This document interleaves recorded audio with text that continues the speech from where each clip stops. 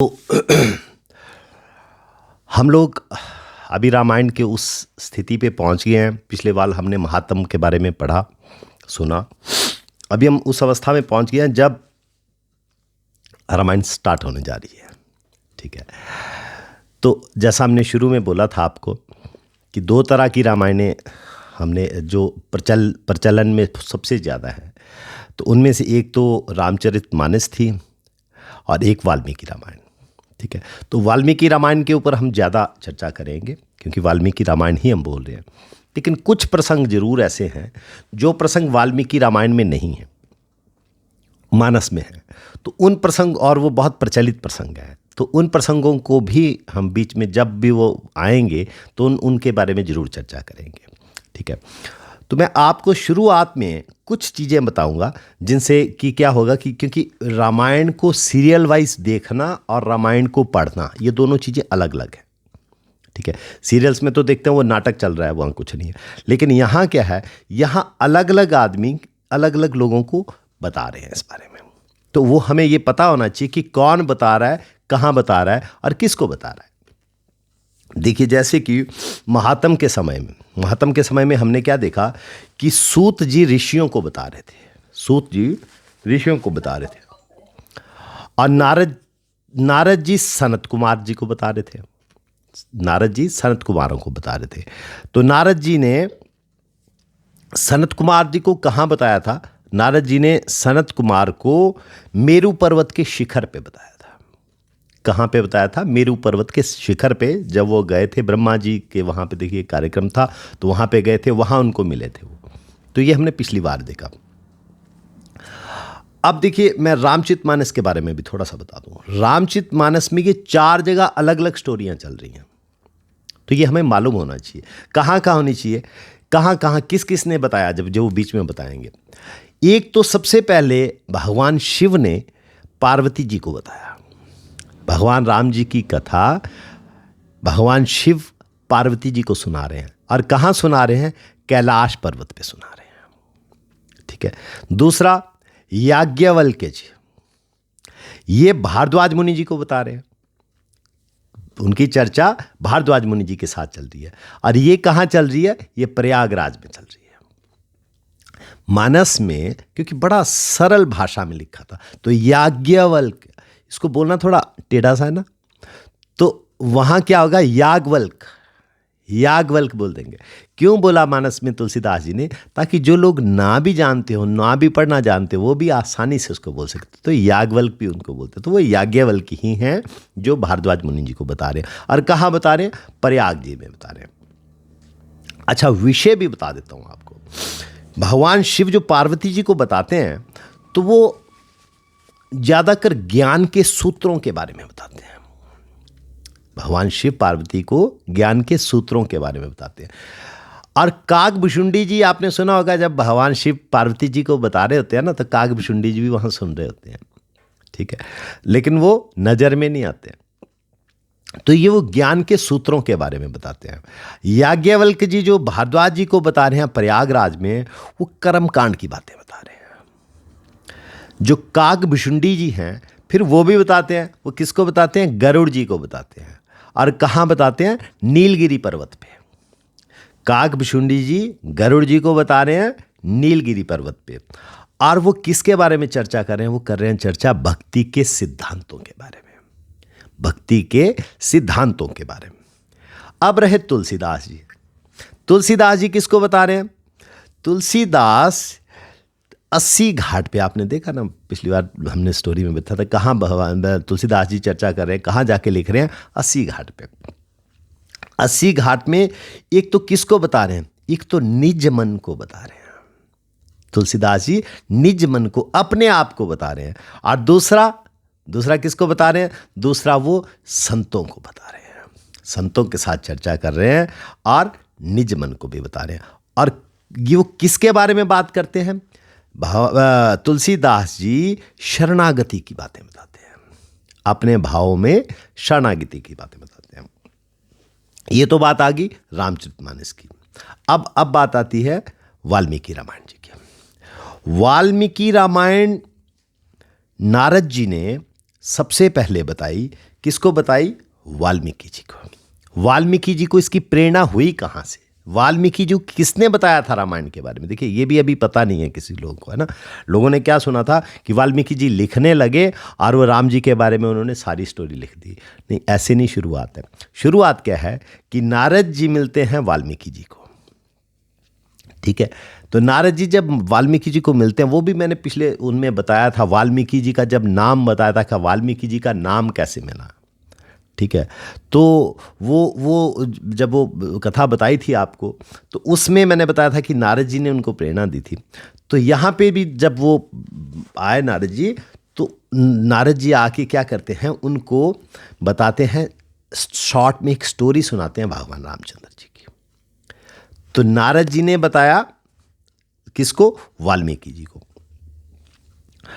अब वाल्मीकि जी ने जब लिखा ये, तो वाल्मीकि जी ने किसको सुनाई सबसे पहले कथा? वाल्मीकि जी ने लिख के ये कथा सबसे पहले लव कुश को बनाई, और लव कुश ने फिर ये स्टोरी भगवान रामचंद्र जी के दरबार में भी गाई और ऋषियों को भी सुनाई और सारी दुनिया को सुनाई। तो अब ये स्टोरी आप समझ लीजिए कौन बता रहे हैं। सबसे पहले नारद जी बता रहे हैं वाल्मीकि जी को। वाल्मीकि जी किसको सुना रहे हैं? लव कुश जी को। और लव कुश जी वो रामचंद्र जी को भी सुनाएंगे उनके दरबार में, और ऋषियों को भी सुनाएंगे, सब लोगों को सुनाएंगे। यहाँ मैंने इसलिए स्टार्टिंग में ये बात कर दी ताकि किसी को ये ना पता लगे कि ये स्टोरी कहाँ चल रही है, ठीक है। तो अब आपने इसको ध्यान से रखना। तो वाल्मीकि जी के रामायण के सबसे पहले कांड आता है बालकांड।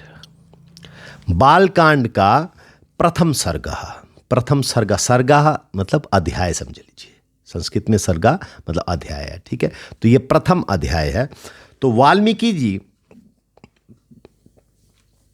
जब नारद जी उनको वाल्मीकि जी को बता रहे थे, तो तब क्या था, वाल्मीकि जी ने नारद जी से पूछा कि इस समय संसार में गुणवान, वीर्यवान, धर्मज, सत्यवक्ता, दृढ़पद कौन है?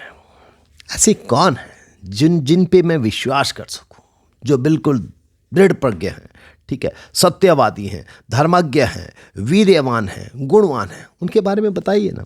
जो ऐसा कोई व्यक्ति जो मन पर अधिकार रखने वाला हो, क्रोध को जीतने वाला हो, कांतिमय हो, और जो किसी की निंदा ना करता हो, ऐसा कोई व्यक्ति संसार में है? क्यों, देखिए हमने पहले बात की थी कि वाल्मीकि जी के समकालीन थे भगवान। तो वाल्मीकि जी किसको पूछ रहे हैं? ऐसा कोई इंसान बताइए ना जो ये सारा कुछ करता हो। तो वाल्मीकि जी तो जो है वो उनके समकालीन, ऐसा कोई आदमी है, वो कहते हैं, जो किसी की निंदा ना करता हो, क्रोध को जीतने वाला हो, कांतिमय हो, मन पे अधिकार रखता हो, और संग्राम में कुपित होने पर भी जिससे देवता डरते हो। जब वो संग्राम में कुपित हो जाए तो देवता भी जिससे डरते हो। महर्षि, मैं ये सुनना चाहता हूं, क्या आप ऐसे किसी पुरुष को जानते हो? ऐसा पूछते हैं नारद जी, वाल्मीकि जी। तो वाल्मीकि जी से ऐसी बातें जब सुने, तो नारद जी कहते हैं, हे मुनि, जिन दुर्लभ गुणों का वर्णन आपने किया है, ऐसे व्यक्ति इक्ष्वाकु वंश में पैदा हुए हैं, जो लोगों में राम के नाम से विख्यात है। वहां पे वाल्मीकि जी ने पहली बार नाम सुना राम जी का, ठीक है। वे मन को वश में करने वाले, महाबलवान, कांतिमान, धैर्यवान और जितेंद्रिय हैं। उनकी छाती चौड़ी है। वो देखिए, वो अब रूप का वर्णन करना शुरू किया उन्होंने। उनकी छाती चौड़ी है, उनका धनुष बड़ा है, भुजाएं लंबी हैं, बिल्कुल जिनकी भुजाएं लंबी, मतलब आप देखिए चैतन्य महाप्रभु जी की भी आप देखें ना, तो भुजाएं जो है बहुत लंबी थी, घुटने तक लंबी थी। इन भगवान रामचंद्र जी की भुजाएं भी जो हैं वो घुटने तक लंबी हैं। मस्तक सुंदर है, ललाट भव्य है, वह चाल मनोहर है। उनका शरीर ना अधिक ऊंचा है ना अधिक नाटा है, मध्यम और सुडौल है। उनका वक्षस्थल भरा हुआ है, आंखें उनकी बड़ी बड़ी हैं, वे शुभ लक्षणों से संपन्न हैं। ये जो कुछ करैक्टरिस्टिक्स उन्होंने बताए, उनका वर्णन किया कि ऐसा ऐसा कुछ पिक्चर है भगवान रामचंद्र जी की। भगवान रामचंद्र जी के बारे में उन्होंने बोला कि वे विष्णु भगवान के समान बलवान हैं और उनका दर्शन चंद्रमा के समान मनोहर प्रतीत होता है। वे क्रोध में काल अग्नि के समान हैं और क्षमा में पृथ्वी की तरह है, त्याग में कुबेर की तरह और सत्य में धर्मराज की तरह है। इन गुणों वाले जो प्रियतम ज्येष्ठ पुत्र हैं वो राजा दशरथ जी के हैं। ये राजा दशरथ जी के ज्येष्ठ पुत्र हैं। तो जब राजा दशरथ जी ने, अब शॉर्ट में बताने जा रहे हैं कि राजा दशरथ जी जब उनको युवराज के पद पर आसीन करना चाहते हैं और अभिषेक की तैयारियां कर रहे होते हैं, तो अभिषेक की तैयारियां के समय क्या हुआ, तैयारियों को देखकर कैकेयी माता ने जो पहले उनको 2 वचन ऑलरेडी दे रखे थे, उन वचनों के अनुसार भरत जी को राजगद्दी और राम जी को वनवास मांगा। अब देखिए फौजी माता जी, जब कोई शुभ का कार्य हो, यहां हमें ये एक सीखने की चीज मिलती है, संतों से मैंने सुना है, जब कोई आप ना कोई शुभ कार्य करने जा रहे हो, ठीक है, तो उसका पहले बहुत ज्यादा ढिंढोरा नहीं पीटना चाहिए, उसका बहुत ज्यादा ढिंढोरा नहीं पीटना चाहिए। भगवान रामचंद्र जी के केस में क्या हुआ, कल उनका राज्याभिषेक होना था और आज क्या किया गया, जगह जगह नगाड़े बजाए गए, जगह जगह शोर मचाया गया और बिल्कुल वो उनको बोला गया कि कल उनका राज्याभिषेक है, ये है वो। जैसे ये सारी चीज़ें हो गई और जब राज्याभिषेक की बारी आई, उससे पहले मंथुरा जी अपना काम कर गई, है ना, और अगले दिन क्या हुआ, वो काम नहीं हुआ।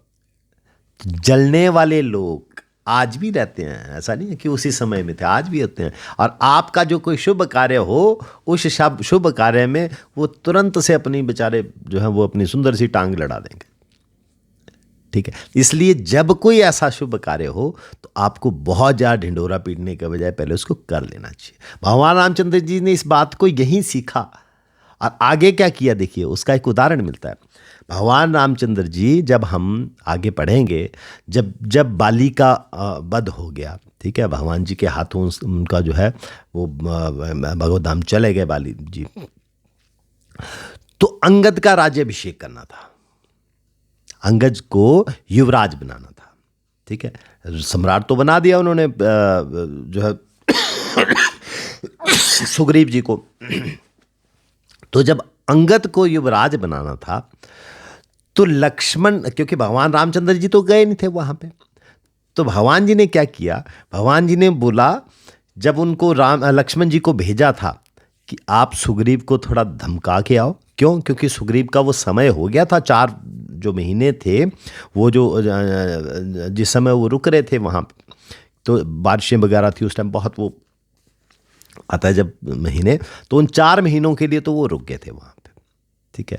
तो 4 महीनों के बाद जो याद दिलाना भी, वो सुग्रीव तो याद नहीं कर रहा, वो तो भूल गया, तो सुग्रीव को याद दिलाओ, उसको जाके थोड़ा धमकाओ, डराओ। और साथ में क्या किया कि कान में लक्ष्मण के कुछ बोला। कान में क्या बोला, वो हनुमान जी साथ गए थे, हनुमान जी के कान तक भी वो बात नहीं पहुंची। क्या बोला था कान में कि जाके अंगद का युवराज पद की घोषणा कर देना। युवराज पद की घोषणा पहले नहीं की उन्होंने, कब की, उनके लक्ष्मण के भी कान में बोली ये बात।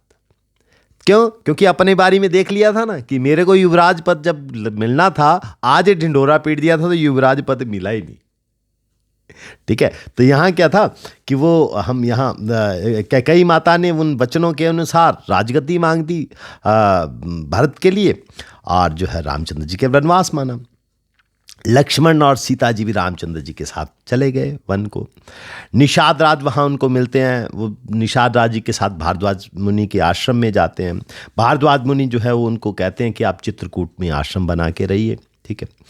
भरत जी उनको मनाने के लिए परिवार सहित यहाँ पे आते हैं, लेकिन वो उनकी मंशा पूरी नहीं होती है। भगवान रामचंद्र जी ने जो है उनको मना के किसी ढंग से वहाँ से भेज दिया और उनके आगमन का इंतजार वो नंदीग्राम में करते हैं, ठीक है। रामचंद्र जी फिर दंडकारण्य में चले जाते हैं, जहाँ अगस्त मुनि उन्हें एक ऐन्द्रय धनुष एक खड्ग और 2 तुनीर देते हैं। वो कैसे तुनीर थे? उनमें जो वाण कभी खत्म ही नहीं होता था। ठीक है, तो दंडकारण्य में ऋषि मुनि जी रामचंद्र जी के पास राक्षसों से त्रस्त होके आते हैं। बहुत से ऋषि मुनि वहाँ पे दंडकारण्य में आते हैं उनके पास। तो भगवान रामचंद्र जी कहते हैं कि ठीक है, राक्षसों को मैं मारूंगा। राक्षसों को मारने का जो है वो आश्वासन देते हैं। तो एक दिन शूर्पणखा नाम की राक्षसी आती है, जिसके फिर भगवान रामचंद्र जी के इशारे के करके वो लक्ष्मण जी उनके जो है वो कान और नाक काट देते हैं। ठीक है, फिर खरदूषण वगैरह 14,000 राक्षसों के साथ आते हैं। रामचंद्र जी के हाथों वो जो है वो उनकी गति हो जाती है। रावण बदले की भावना से मारीच के पास जाता है और सीता माता जी का हरण होता है। ठीक है, फिर जटायु आता है, शबरी आती है, हनुमान जी मिलते हैं, सुग्रीव जी मिलते हैं, बाली का वध होता है और हनुमान जी अशोक वाटिका में सीता माता जी का पता लगा के आते हैं और आते आते लंका दहन भी कराते हैं। फिर रामचंद्र जी सागर पार पुल बांधते हैं, राक्षसों को रावण सहित वध करते हैं, विभीषण को राजा बना देते हैं और रामचंद्र जी समस्त परिवार के साथ अयोध्या जाते हैं। अयोध्या में वो 11,000 वर्षों तक जो है शासन करते हैं। उसके बाद परमधाम को जाते हैं। तो यहां पर नारद जी बालकांड के 98, 99 तथा 100वें श्लोक में इस कथा का महात्म बताते हैं कि वेदों के समान पवित्र, भक्तिवर्धक, पाप नाशक इस कथा को जो पढ़ता है वो पापों से मुक्त हो जाता है। ये शॉर्ट सी स्टोरी नारद जी उनको सुनाते हैं और इस कथा का इस पहले अध्याय में उसका महत्व भी बताते हैं कि अगर राम कथा को पढ़ें तो क्या होगा कि जो लोग वेदों के समान ये पवित्र है, क्योंकि इसको जो लोग करेंगे उनकी भक्ति बढ़ेगी, भक्तिवर्धक है, पाप को खत्म करने वाला है, पाप नाशक है। और जो इस कथा को रस के साथ इसको पढ़ता है वो पापों से मुक्त हो जाता है। ब्राह्मण अगर इसे पढ़ें तो और विद्वान हो जाएंगे, अगर क्षत्रिय से पढ़ें तो उनको पृथ्वी का राज्य मिले। देखिए, जिस भावना से आप पढ़ेंगे उस भावना से आपको उसका फल भी मिलेगा। वैश्य अगर व्यापारी लोग इसको पढ़ेंगे तो क्या होगा? लक्ष्मी का बढ़ोतरी होगी। ऐसा नहीं होगा कि ज्ञान और भक्ति आएगी। जो इस नाते से पढ़ते हैं उनको लक्ष्मी मिलेगी, उनको व्यापार में लाभ मिलेगा। अशूद्र आदि पढ़ेंगे तो उनकी प्रतिष्ठा में वृद्धि होगी। अतः ये सारी रामायण की कथा नारद जी वाल्मीकि जी को प्रथम सर्ग में सुनाते हैं कि शॉर्ट स्टोरी नारद जी ने भगवान रामचंद्र की सुना दी वाल्मीकि जी को। अब क्या था, ये स्टोरी जैसे सुनी तो दूसरा अध्याय शुरू हो जाता है। यहाँ पे इस स्टोरी के साथ क्या होता है, इस स्टोरी को सुनने के बाद जो है वाल्मीकि जी बड़ा धन्यवाद करते हैं वाल्मीकि जी का कि ठीक है, नारद जी का कि आपने मुझे ये सुनाया, मेरे को बहुत इसमें प्रसन्नता हुई। तो उसके बाद नारद जी जो है आकाश मार्ग से चले जाते हैं। उनके जाने के बाद जो वाल्मीकि जी हैं वो तमसा नदी साथ में थी, तो तमसा नदी पे आ जाते हैं। तमसा नदी बहुत सुंदर नदी थी, बहुत सुंदर नदी, उसमें कीचड़ का तो नाम तक नहीं था। ठीक है, और पानी बहुत साफ था, बिल्कुल स्वच्छ था। तो वाल्मीकि जी के साथ कौन था? उनके शिष्य थे भारद्वाज। आपने भारद्वाज गोत्र सुना है ना, भारद्वाज मुनि थे। तो भारद्वाज मुनि कौन है? ये वाल्मीकि जी के शिष्य हैं। उनके बहुत से शिष्य हैं, जिनमें से वाल्मीकि जी के भारद्वाज भी बड़े परम शिष्य थे। तो उस समय वाल्मीकि जी भी साथ थे। तो वाल्मीकि जी कहते हैं उस जल को देख के, बड़ा जो सुंदर मैंने बताया कीचड़ रहित जल था और घाट भी बहुत सुंदर था, उसको देखने के बाद वाल्मीकि जी भारद्वाज से बोलते हैं कि जल बहुत सुंदर है, मुझे लगता है मुझे यहाँ स्नान कर देना चाहिए। ठीक है, तो वो क्या करते हैं कि अपना वलकल मांगते हैं, अपना कलश जो उनके पास वो था कमंडल जैसा, वो कमंडल अपना उनको पकड़ाते हैं और बोलते हैं कि मेरा वलकल दे दो, मैं जरा नहा लूँ। ठीक है, तो जैसे वो स्नान के लिए अंदर की तरफ जाने लगते हैं तो सामने वो जो मनोरम दृश्य था उसको देखते हैं। दृश्य को देखते देखते उनकी नज़र पड़ती है कि वहाँ पे ना एक जोड़ा था हंसों का। ठीक है, वो एक हंस, सारस, नॉट हंस, सारस बोलूँगा उसको। वैसे तो उसको जो जो भाषा वहाँ पे बोली उनको क्रॉच बोला गया है, एक क्रॉच का जोड़ा था। तो क्रॉच मतलब आप समझ लीजिए कि क्रॉच समझ लीजिए कि जैसे एक सारस का जोड़ा था। उस सारस का जोड़ा बड़ा सुंदर आपस में जो है वो प्यार में अटकलियाँ कर रहा था, एक दूसरे के साथ मधुर बोली में एक दूसरे के साथ बोल रहा था, और वो बिल्कुल अपने काम भाव में जो है दोनों वो जोड़ा जो है वो बिल्कुल व्यस्त था। उतने में क्या करते, उनको देखते देखते, क्योंकि बड़ा सुंदर उसके पंख बहुत सुंदर थे, बड़ी मीठी मधुर बोली वो दोनों आपस में बोल रहे थे, प्यार कर रहे थे। उतने में क्या हुआ कि वो देखते हैं कि एक जो है वो निषाद आया, मतलब एक शिकारी समझ लीजिए, है ना, वो निषाद आया, और उसने जो था वो बिना किसी कारण के, एक तो होता ना कोई कारण होता पक्षी उनको मार रहे हैं कुछ, नहीं नहीं नहीं, बिना किसी कारण के उन्होंने मुनि के देखते देखते वहां से तीर निकाला और उन पक्षियों पे मार दिया। जैसे तीर निकला वो और जाके वो जो नर क्रॉच था ना, नर जो सारस था उसके लगा। पक्षी जो है वो खून से लथपथ होकर पृथ्वी पे गिर पड़ा और पंख फड़फड़ाने लगा, बड़े जोर से फड़फड़ाने लगे। ठीक है, अब वो देखे ना, दोनों प्यार कर रहे थे, उतने में एक, और वो बिल्कुल उस समय बिल्कुल काम भाव में थे। तो जैसे वो उसको, वो उनको तो पता ही नहीं लगा, और जैसे वो पक्षी गिरा नीचे तो वो जो उसकी जो क्रॉची थी, समझो ना, जो उसकी पत्नी थी, फीमेल थी, वो तो करुणाजनक वो बड़े जोर से चित्कार उठी, बहुत जोर से चित्कार उठी। उत्तम पंखों वाला वो पक्षी सदा अपनी भार्या के साथ साथ विचरता रहता था। उसके मस्तक का रंग तांबे के समान लाल था और वह काम भाव से मतवाला हो गया था। ऐसे पति से वियुक्त होके क्रॉची बड़े दुख से रो रही थी। निषाद ने आखिर उसको मार डाला था ना। उस नर पक्षी की वो दशा देख के जो धर्मात्मा वाल्मीकि जो स्नान करने जा रहे थे ना, ठीक है, उनको बड़ी दया आई, बहुत उनको दुख हुआ उस बारे में, और वो निषाद को जोर से बोल पड़े। क्या बोले? मां निषाद प्रतिष्ठानम त्वम गमहा शाश्वती समाह यत क्रौंच मिथुना देह कमवधि काम मोहितम। ये जो उन्होंने बोला श्लोक, ये बालकांड के दूसरे अध्याय का 15वां श्लोक है। बालकांड के दूसरे अध्याय का 15वां श्लोक है, और ये श्लोक इतना महत्वपूर्ण है, ठीक है, इतना महत्वपूर्ण है कि इसी के ऊपर ये जो वाल्मीकि जी ने रामायण लिखी ना, उसका बेस यहां से शुरू हुआ।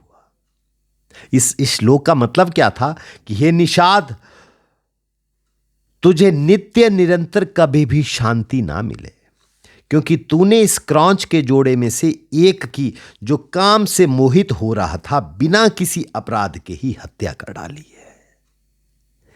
बिल्कुल, मतलब जब आया उनको वेग अंदर से आया ना, इतनी दया आई, और उनके मुंह से अनायास से निकल गया।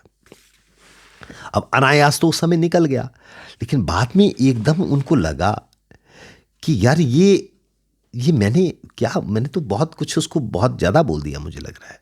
ठीक है, तो था, ठीक है, मुझे शोक हो रहा था, दुख हो रहा था, लेकिन मैंने ये तो, क्योंकि ऋषि की वाणी है, ऋषि की वाणी तो एक किस्म से श्राप हो गई ना, ठीक है, और मैंने ये जो तेरे को श्राप दे दिया इसको, तो इसमें मेरा तो कोई बहुत रोल नहीं है, क्योंकि पक्षी ऐसा तो नहीं था कि मैंने इसको पाला था ये, या मेरे को इसने बाण मारा था। ये तो हो ही रहा है ना, शेर एक बाघ को जो है वो किसी बकरी को खा रहा है, तो उसका भोजन है, वो निषाद है, निषाद का काम होगा ये, है ना। मैंने उसको इतना ज़्यादा बोल दिया, कुछ ऐसा उनको लगा, ठीक है। पर जब ये इसी उठापोह में लगे थे, तो उनको क्या लगा कि यार उनको ध्यान गया अपने शब्दों पे, कि ये जो मैंने शब्द बोले, ये तो एक ऐसा लग रहा है जैसे मैंने श्लोक बोला, ठीक है। और ये इसको प्रत्येक चरण में 8-8 बराबर अक्षर हैं, देखो, ठीक है। इसे वीणा की लय पे भी गाया जा सकता है, ठीक है। और क्या वो भारद्वाज जी से पूछते हैं, क्या ये श्लोक नहीं बन गया क्या? ठीक है। तो भारद्वाज जी ने बोला हाँ महाराज बिल्कुल, ये तो श्लोक की तरह आपने जो देखो ना, ये बोला माँ निषाद प्रतिष्ठा नाम तुम गमहा शाश्वती समा यत क्रौच में थुना देहबंधी काम मोहितम, ये तो श्लोक की तरह बन गया। उन्होंने बोला उसके बाद वाल्मीकि जी ने चलो स्नान स्नान किया, सोच, पर स्नान करती बात भी उनके दिमाग में वही किंतु आ गया। एक तो मैंने उनको क्रोध से बोला, और दूसरा ये जो मैंने बोला ये मेरे शब्द ऐसे श्लोक की तरह बन गए, तो ये ऐसा क्यों हो रहा होगा। इसी वो चल रहे थे उठापों में। हम भी जैसे को बोलते हैं ना, जैसे तो बोलने लगते हैं तो वो क्या बोलते हैं यार तो शेर बन गया। कई बार बोलते हैं ना, दो चीज़ें ऐसे बोली तो शेर की तरह लग जाते। ऐसा उनको लगा कि ये तो, ऐसा उनको लगा कि ये तो उनके साथ, प्लीज म्यूट कर लीजिए।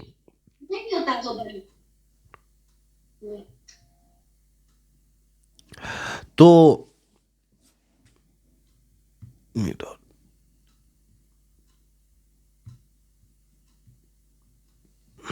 जी। तो अब इसके बाद जैसे वो करते करते ये सारा उन्होंने किया, करते करते क्या हो गया, वो घर की तरफ आ गए, आश्रम में अपने आ गए। पर वो आश्रम में आते आते भी सोच तो यही रहे थे, ठीक है। तो जैसे वो आश्रम में पहुंचे, तो आश्रम में पहुंचते ही अभी अपने आसन पे बैठे थे, तो आसन पे बैठते वो क्या देखते हैं कि ब्रह्मा जी आते हैं। वहां पे ब्रह्मा जी आ जाते हैं। अब ब्रह्मा जी को देखते हैं, जैसे जैसे कि वाल्मीकि जी ब्रह्मा जी आ गए, तो ब्रह्मा जी को चार मुख थे ब्रह्मा जी के, चतुर्मुखी ब्रह्मा जी वहाँ आए थे। तो आके वो खड़े हुए अपने आसन से, और उन्होंने क्या किया, जब उन्होंने देखा उनको, तो चतुर्मुखी ब्रह्मा जी को देख के उन्होंने उनको नतमस्तक हुए। तो बाकी उनसे जो भी उन्होंने आज्ञा वगैरह से उनकी पूजन किया, और उनको एक प्रॉपर आसन दिया, आसन पे उनको ब्रह्मा जी को बिठाया। अब ब्रह्मा जी के पूजन बिठाने के बाद ब्रह्मा जी के बैठे वहाँ हैं, लेकिन वो वाल्मीकि जी के मन में वही क्रौंच की स्टोरी चल रही है, और साथ में वो चल रही है कि यार मैंने ये क्या बोला, और ये जो बोला ये श्लोक की तरह हो गया। उतने जैसे वो आपस में करते करते उन्होंने क्या किया, उन्हें ब्रह्मा जी को सुना दिया कि ब्रह्मा जी देखिए मेरे मन में बड़ी उठापौच चल रही है, प्लीज़ आप मेरा मार्गदर्शन करिए कि ऐसे ऐसे मैं नहाने गया था, वहाँ तो एक क्रौंच का जोड़ा मिल गया, और ऐसे ऐसे किसी ने उसकी हत्या कर दी। मैंने गुस्से में आके उनको एक ये श्लोक बोल दिया, और बोला तो ये मेरे को लगता है कि ये तो मुझे एक से श्लोक लग गया, ये है क्या, ये सारी मुझे कुछ समझ नहीं आया, ठीक है। तो ब्रह्मा जी हंसे। ब्रह्मा जी कहते हैं कि मुनि श्रेष्ठ, ये मेरे संकल्प और प्रेरणा से ही सब कुछ हुआ है, ठीक है। मैं चाहता हूं कि तुम ये जो तुमने छोटी सी स्टोरी वहां सुनी ना नारद जी से भगवान रामचंद्र जी के बारे में, ठीक है, इस स्टोरी को विस्तार पूर्वक भगवान रामचंद्र जी के चरित्र को लिखो, ठीक है, इसका वर्णन विस्तार से करो, ठीक है। श्री रामचंद्र जी, अब क्वेश्चन क्या है कि अगर हम ये सोचते हैं कि वाल्मीकि जी को कैसे पता लगा कि रामचंद्र जी के साथ ये हुआ, लक्ष्मण जी ऐसा ऐसा था, ये एक एक सीन उनके दिमाग में आया कहाँ से, ठीक है। ये अगर हम अपने दिमाग में ये बात सोचे तो यहां पे देखिए उसका आंसर आता है। वाल्मीकि रामायण में स्पष्ट रूप से लिखा हुआ है, दूसरे अध्याय के अंदर, बालकांड के दूसरे अध्याय के अंदर श्लोक है। यहां क्या कहते हैं, ब्रह्मा जी कहते हैं कि मैं तुम्हें एक शक्ति प्रदान करता हूं, ठीक है। इसके करके, इस पावर करके, ये जो शक्ति मैं तुम्हें दे रहा हूं, इस करके तुम राम जी, लक्ष्मण जी, सीता जी, राक्षस जितने भी जितनी इसमें पात्र हैं, इन सब के गुप्त रहस्य भी आपके सामने प्रकट हो जाएंगे। सारे चरित्र आपके सामने अज्ञात होने के बावजूद भी तुम्हें ज्ञात हो जाएंगे, ठीक है। इस काव्य में अंकित तुम्हारी कोई भी बात झूठी नहीं होगी, इसलिए तुम श्री रामचंद्र जी की परम पवित्र एवं मनोरम कथा को श्लोकबद्ध करके लिखो। कह रहे कि जो तुम लिख दोगे ना, अगर वो नेवी होना होगा तो वो होगा, ये पावर दी किसने? ये पावर ब्रह्मा जी ने दी थी वाल्मीकि जी को। ठीक है, इस पृथ्वी पर जब तक नदियों और पर्वतों की सत्ता रहेगी तब तक इस संसार में राम कथा का प्रचार होता रहेगा। और देख लीजिए हो रहा है ना, कब कब लिखी और आज भी हो रहा है। जब तक तुम्हारी कथा का लोकों में प्रचार रहेगा तब तक तुम इच्छा अनुसार ऊपर नीचे तथा इवन मेरे लोक में भी निवास कर पाओगे। ऐसा कर कर ब्रह्मा जी अंतर्ध्यान हो गए।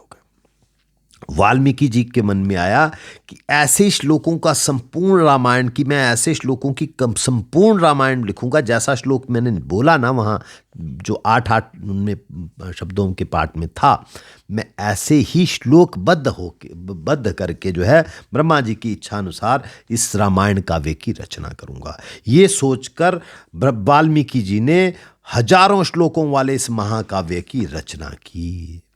ठीक है, इसके साथ ही हमारा दूसरा अध्याय समाप्त होता है। अब तीसरा अध्याय है। तीसरे अध्याय में वाल्मीकि जी जो हैं वो रामायण काव्य के पात्रों के बारे में सोचते हैं।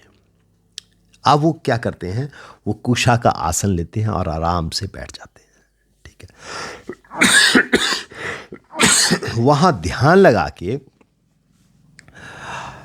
नारद जी द्वारा जो जो ये बोला गया था उसको जो श्रवण किया था, ठीक है, उसको साक्षात्कार करने का प्रयास करते हैं। क्यों? पावर तो आ गई थी, ब्रह्मा जी ने उनको पावर दे दी थी। और वहां क्या था, वहां नारद जी से स्टोरी भी सुन गई थी। ठीक है, छोटी सी स्क्रिप्ट तो मिल गई थी ना उनको, स्क्रिप्ट यहां से मिल गई थी। और जो अंदर के पात्र कैसे कैसे आने थे, कैसे कैसे उनका पता लगना था, वो जब जैसे ध्यान में बैठे तो ब्रह्मा जी ने जो पावर दी थी उससे उनको वो सारा कुछ पता लगने लग गया। ठीक है, मतलब योग का आशय लेके मुनि ने जितनी पूर्व काल में घटनाएं हो चुकी थी ना, उन सब को वहां पे ऐसे इतना प्रत्यक्ष देखा, जैसे कहते हैं कि आंवला अगर हम अपनी हथेली पे रखें तो आंवले को देख सकते हैं ना, आराम से चारों साइड से देख सकते हैं। वैसे ही मुनि ने उन सारी घटनाओं को जैसे हम प्रत्यक्ष आंवले को देख सकते हैं वैसे देखा।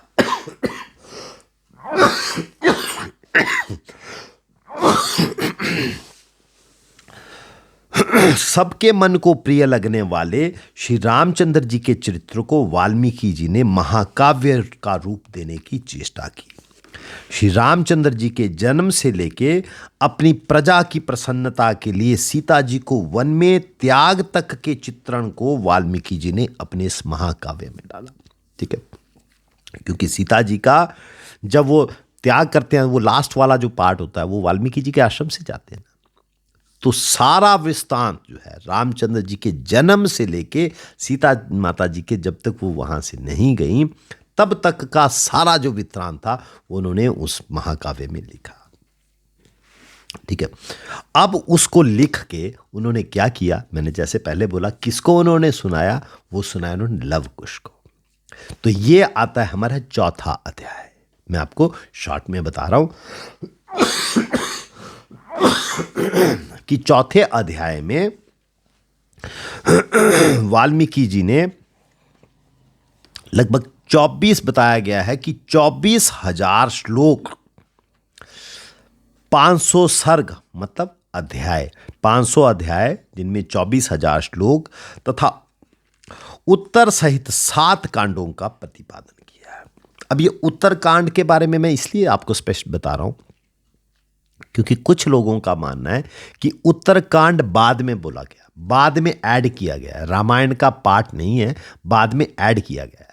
ठीक है, क्योंकि उसको देख के लगता है कुछ ये शायद कुछ बात की नहीं है, लेकिन यहाँ क्या क्लैरिटी की गई है कि यहाँ क्लैरिटी की गई कि वाल्मीकि जी ने ये 500 सर्ग जो लिखे थे 500 अध्याय में, उनमें उत्तरकांड सहित 7 कांडों का किया था। यहाँ पे इस बात की क्लैरिटी होती है कि नहीं, ये बाद में नहीं जोड़ा, ये उसी टाइम लिख दिया गया था।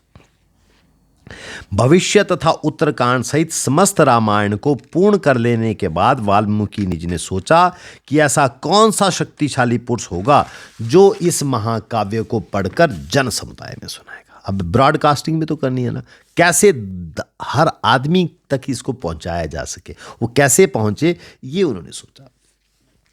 ठीक है, तो शुद्ध अंतःकरण वाले उन महर्षि के इस प्रकार विचार करने करते जैसे उन्होंने सोचा, उतने में क्या होता है कि मुनि वेश में रहने वाले वो राजकुमार दो, कौन, लव और कुश, जो उनके आश्रम में रहते थे ना, ठीक है, वो आके उनके चरणों का प्रणाम करते हैं। ये दोनों भाई धर्म के ज्ञाता और यशस्वी थे। उनका स्वर बहुत ही मीठा था। वे दोनों वेदों में पारंगत हो चुके थे। वाल्मीकि जी ने उनकी ओर देखा और उन्हें सुयोग्य समझकर रामायण नामक काव्य का अध्ययन कराया। वाल्मीकि जी ने फिर दोनों को पूर्ण रामायण जो उनके लिखा था, जितना उन्होंने लिखा था, उन सारा का उनको अध्ययन कराया। ये दोनों भाई संगीत विद्या में गंधर्वों की तरह गाते थे। अतः इस महाकाव्य को पढ़कर उन्होंने अलग अलग स्वरों में, वीणा में और ताल के साथ अनेक रसों के साथ इसका गायन करने लगे। सुंदर और शुभ ललाट वाले ये दोनों भाई श्री राम से उत्पन्न हुए विलंब बिंब तथा प्रतिबिंब की तरह लगते थे। कैसे? राम जी से पैदा हुए थे और दोनों बिंब प्रतिबिंब का मतलब एक दूसरे को ऐसा लग, जैसे जुड़वा भाई थे ना, जुड़वा भाई और भी होते हैं, तो उनको क्या कहते हैं, जुड़वा भाइयों की शक्लें इतनी आपस में मिलती हैं, एक दूसरे से इतनी मिलती हैं कि ये पहचानना मुश्किल होता है कि लव कौन और कुश कौन। तो वहाँ पे भी क्या हो रहा होता है कि यहाँ पे वो दोनों भाई ऐसे लगते हैं जैसे बिंब प्रतिबिंब में आपस में, जैसे फोटो शीशे में देख रहे हैं, ठीक है। तो उनके एक दिन बहुत से महर्षियों की मंडली आई।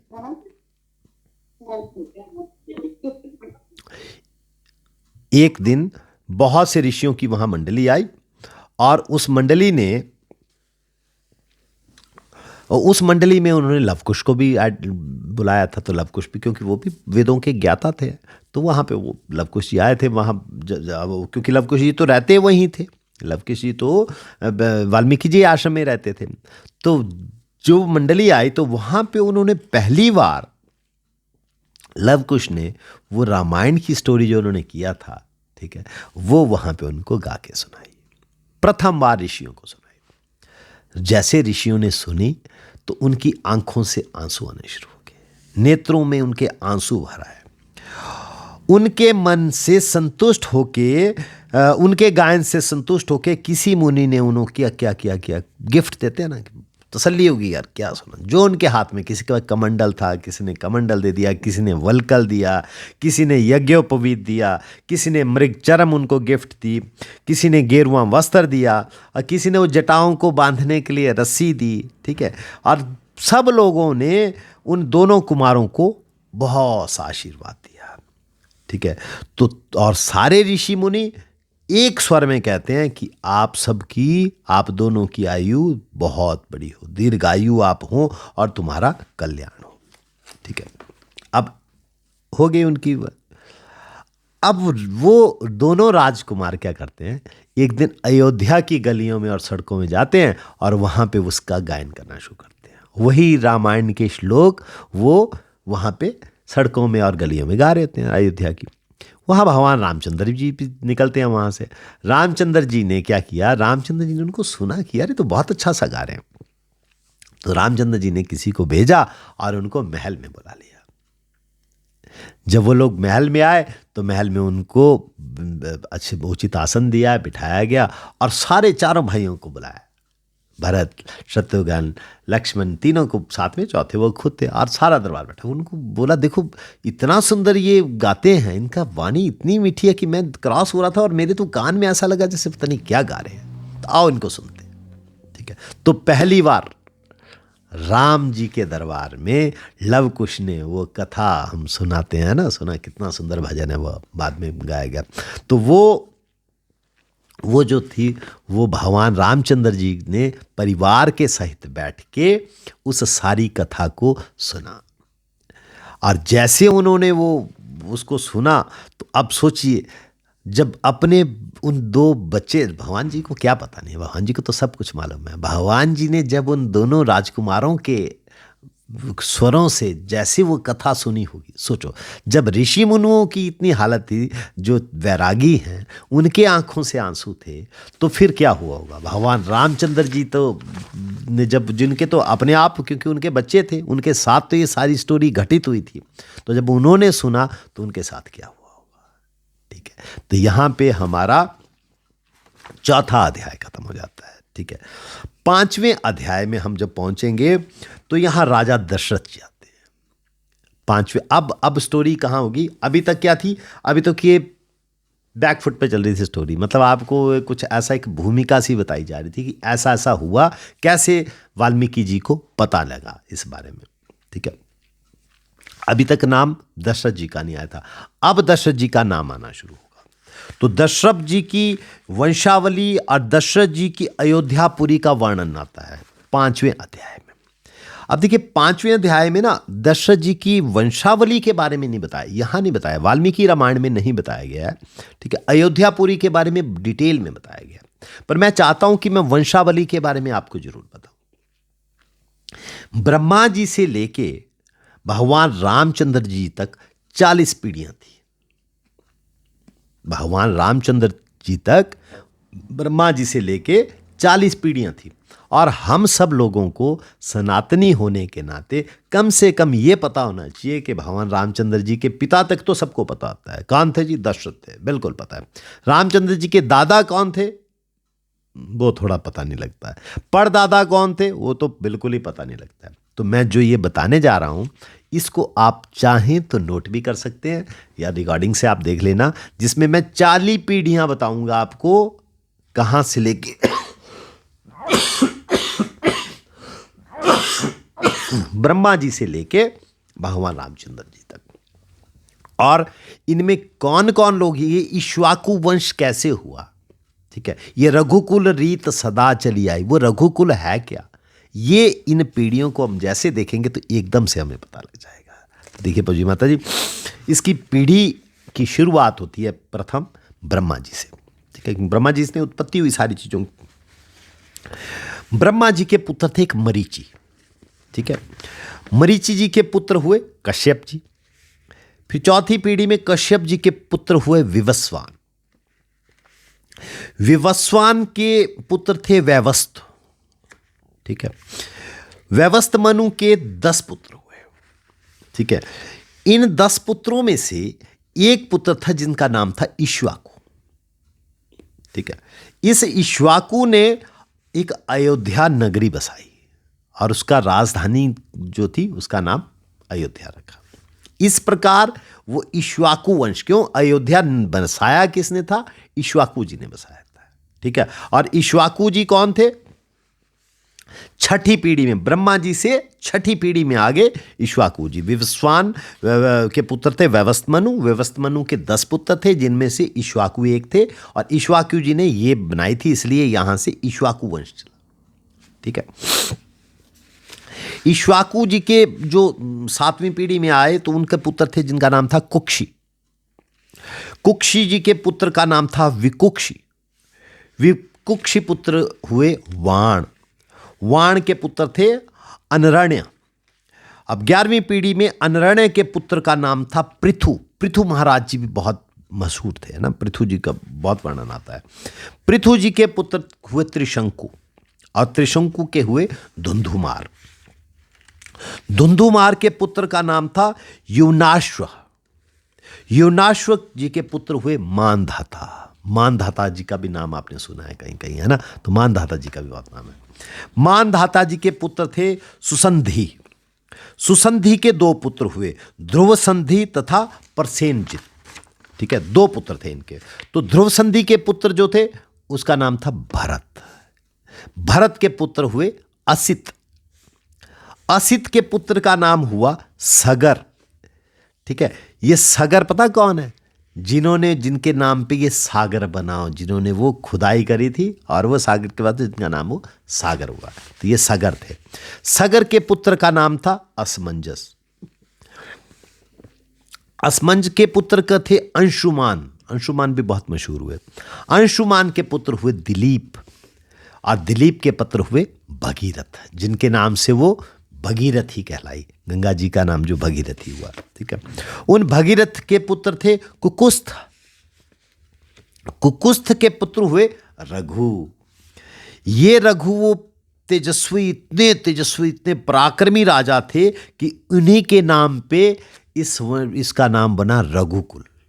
बोलता है ना, वो रघुकुल रीत सदा चली आई, प्राण जाई पर वचन ना जाई, वो रघुकुल, ये वो रघु है, इनके नाम पे वो मशहूर हुआ। ठीक है, तो रघु के पुत्र हुए प्रवृद्ध, प्रवृद्ध, प्रवृद्ध के पुत्र हुए शंखण, शंखण के पुत्र थे सुदर्शन, और 30वीं सीढ़ी में सुदर्शन के पुत्र का नाम था अग्निवर्ण, अग्निवर्ण के पुत्र शीघ्रग, शीघ्रग के मरु हुए आगे, मरु के पुत्र हुए प्रशुक्षु, प्रशुक्षु के पुत्र हुए अम्बरीश, अम्बरीश जी का नाम भी काफी सुना है, अम्बरीश जी के पुत्र का नाम था नहुष।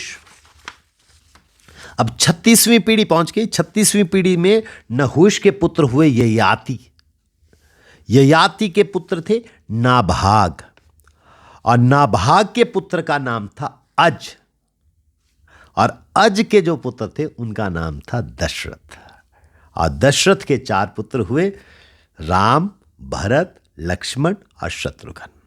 तो राम जी के पिताजी का नाम क्या था? दशरथ।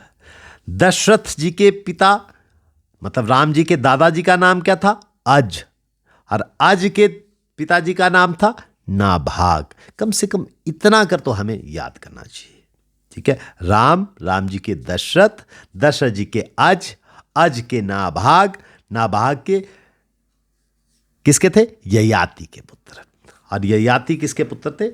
नहुष के पुत्र थे। ठीक है, तो ये मैंने आपको वंशावली बताई कि वंशावली जो थी वो भगवान रामचंद्र जी की वंशावली थी, वो कैसे चली थी। तो ये 40 पीढ़ियों का मैंने आपको विस्तार में नहीं बताया, शॉर्ट बताया, क्योंकि विस्तार बताता तो इनमें बहुत कुछ बताने को अभी बहुत कुछ, मगर इसमें आपको दिया नहीं गया है। ये चीज़ जो है वाल्मीकि रामायण में नहीं है, लेकिन ये जरूरी था इसलिए मैंने इसको लिया। अब हम 5वें अध्याय से चर्चा अगले सत्र में करेंगे, क्योंकि आज हमारा समय यही समाप्त हो जाता है। तो मैं आप लोगों को अनम्यूट कर रहा हूँ, तो आप लोगों का अगर कोई प्रश्न हो, कोई टिप्पणी हो तो आप बता सकते हैं प्लीज।